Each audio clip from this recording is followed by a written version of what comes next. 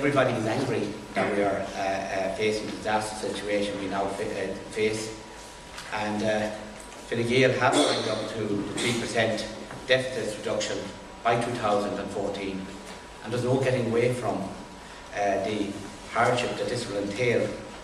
However, in our party we think that for our part we will work with the community and the voluntary sector to avoid a slash and burn approach, and to consult with the sector and how best to achieve the reduction without jeopardising the vulnerable further. Our approach has always been a sense of fairness in mind. We intend to have limited tax increases, a radical public sector reform to end waste and inefficiency, and a job stimulus plan. Now, we face sometimes a lot of criticism.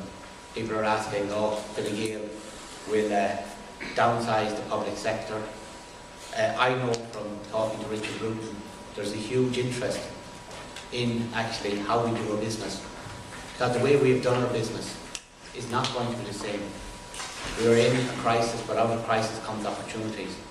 And there are so many people coming to our party saying that, I believe that what has happened over the years, that, anybody who gets up and is prepared to work and prepared to make a difference, but they have nothing to fear. But I just believe that we cannot carry on the way we carry on. And I see what's happened here is that, unfortunately, the vulnerable and the frontline approaches, they're the people who suffer when you have people taking positions of I suppose, when we're not going to change, and the way we do business isn't going to change. It has to change, and it has to be fair and equitable, and I believe all parties believe in that.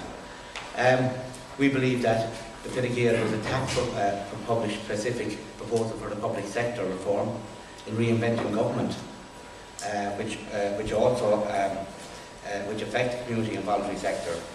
We've identified a new model of financing for social interventions called social impact bonds. Social impact bonds are a commitment from government to use a proportion of the savings that result from improved social outcomes to reward non-government investors that fund the early intervention activities. This would mean that sharing audit exchequer savings from public sector reform with charitable and voluntary organisations. 1 minute, Frank.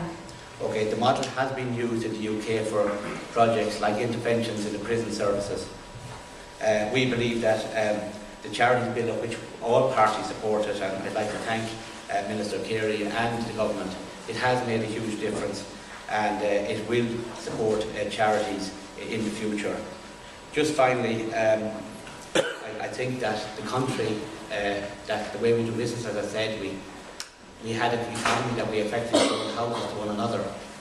We have to look at the creative sector and the export sector, and I believe that working together with people like yourselves in the voluntary sector who aren't afraid to put in a commitment and your own resources, I believe we will have a very, very bright country again. But once again, the vulnerable sectors which you represent must be protected. Thank you.